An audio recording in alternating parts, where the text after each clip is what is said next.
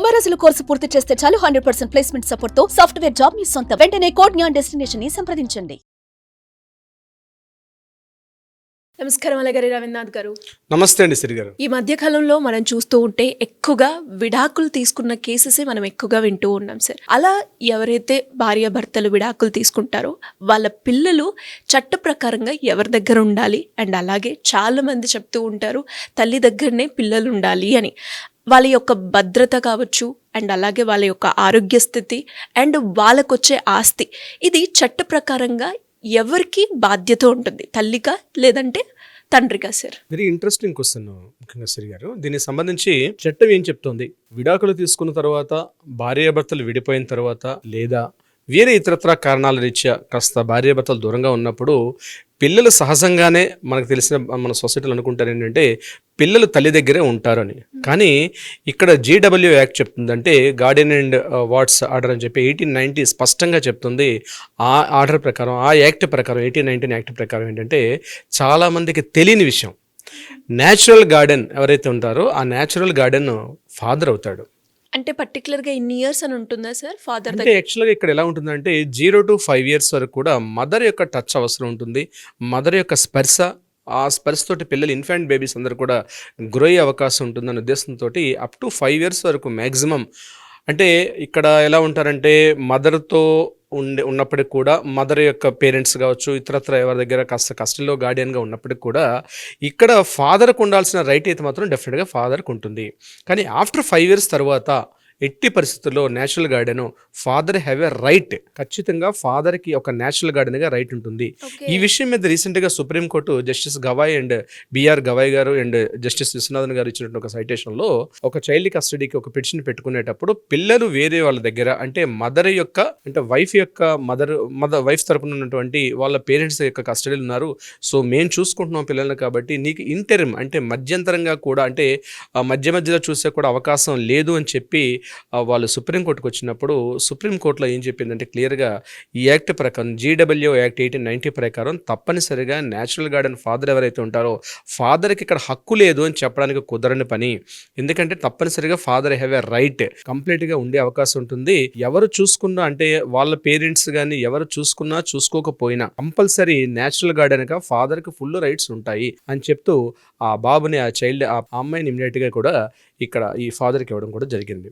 So ఇక్కడ మనకి చట్టం ఏం చెప్తుంది క్లియర్గా, అంటే చాలామంది ఏమనుకుంటారంటే అమ్మాయి అయితే మదర్ దగ్గర ఉండాలి, లేదా అప్ టు మ్యారేజ్ వరకు మదర్ కంప్లీట్గా వాళ్ళ చేతిలో ఉండాలనేటువంటి ఏవైతే చట్టాలు చెప్తున్నాయో అది కరెక్ట్ కాదు. ఇప్పుడు నేను చెప్పినట్టు జీడబ్ల్యూ పిటిషన్ మనం హైకోర్టులో అట్లా ఫైల్ చేసుకునేటప్పుడు చైల్డ్ కస్టడీలో ఇంటర్మ్, అంటే ఒకవేళ ఫాదర్ బిజీ షెడ్యూల్లో ఉండి నేను చూసుకోలేకపోతున్నాను అంటే తప్ప కంపల్సరీ ఇప్పుడు నేను చెప్పినటువంటి ఈ యొక్క సైటేషన్ ప్రకారం ఏంటంటే డెఫినెట్గా ఫాదర్కి హ్యావ్ ఎ న్యాచురల్ గార్డెన్గా పూర్తి రైట్ ఉంటుంది. అంటే ఇక్కడ దీన్ని చెప్తూ కూడా క్లియర్గా చెప్పడం జరిగింది. దాంట్లో ముఖ్యంగా ఫాదర్కి ఇక్కడ 4 రైట్స్ ఉంటాయి. ఒకటి ఏంటంటే పిల్లల యొక్క పెంపకం, పిల్లల యొక్క ఆరోగ్యం, అదేవిధంగా ఆ పిల్లల యొక్క ఆస్తి ఏదైనా ఉంటే దాన్ని కూడా వాళ్ళకి న్యాచురల్గా వస్తుండే ఏదైతే ప్రాపర్టీస్, ఆస్తి యొక్క సంబంధించిన రైట్స్ అంతా కూడా ప్రొటెక్ట్ చేసుకోవడం.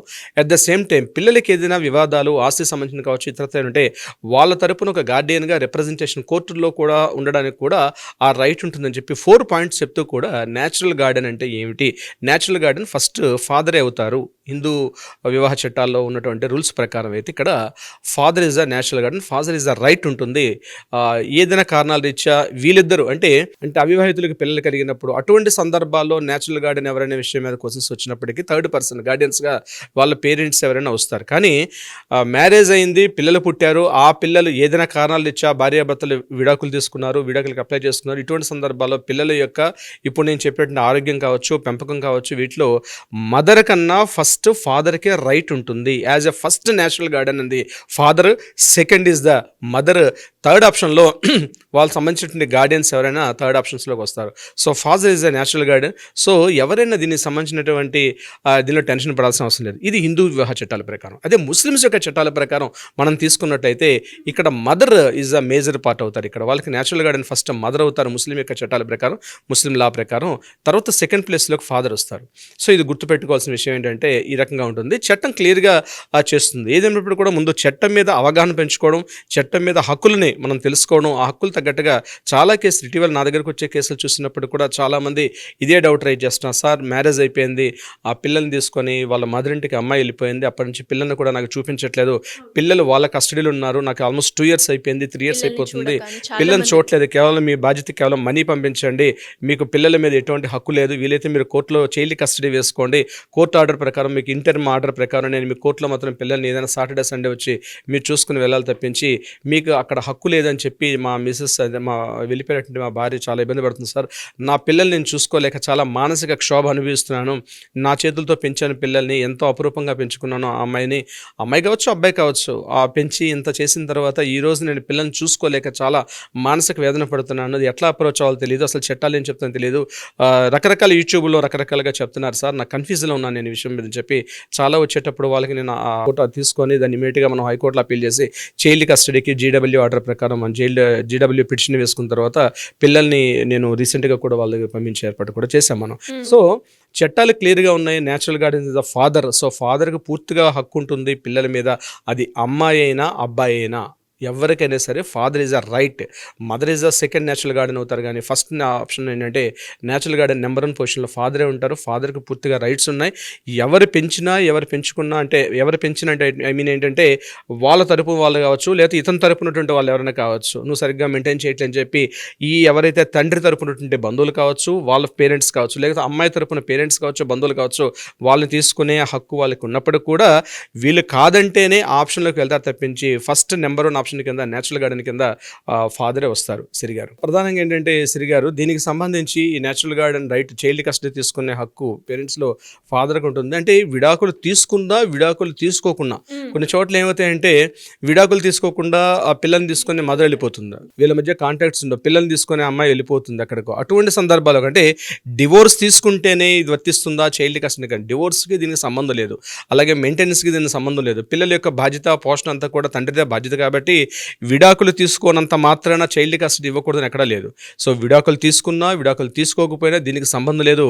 పిల్లలు మదర్ దగ్గర ఉన్నా ఇప్పుడు నేను చెప్పినట్టుగా లేదా వాళ్ళ పేరెంట్స్ కస్టడీలో ఉన్నా లేదా ఇతని యొక్క పేరెంట్స్ కస్టడీలో ఉన్నా తన పిల్లల్ని చూసుకునే హక్కు న్యాచురల్ గార్డెన్గా ఫాదర్కి 100% రైట్ ఉంటుంది. సో దీనికి సంబంధించి చట్టాలు ఇప్పుడు నేను చెప్పినట్టు జీడబ్ల్యూ ఆర్డర్ ప్రకారం అంటే గార్డెన్ అండ్ వార్డ్స్ ఆర్డర్ ప్రకారం 1890 ప్రకారం సెక్షన్ క్లియర్గా చెప్తుంది ఫాదర్ ఈజ్ కంప్లీట్గా ఇప్పుడు నేను చెప్పిన 4 రకాల బాధ్యతలకు కూడా ఆయన పూర్తిగా ఆయనకు హక్కు ఉంది పిల్లలకు సంబంధించి. సిరిగారు great sir, great information. And ఇప్పటి వరకు మా అందరికి కూడా ఈ డౌట్ అయితే ఉండేది, అంటే ఒక్కసారి విడాకులు తీసుకున్న భార్య భర్తలు పిల్లలు ఎవరి దగ్గర ఉండాలి అని.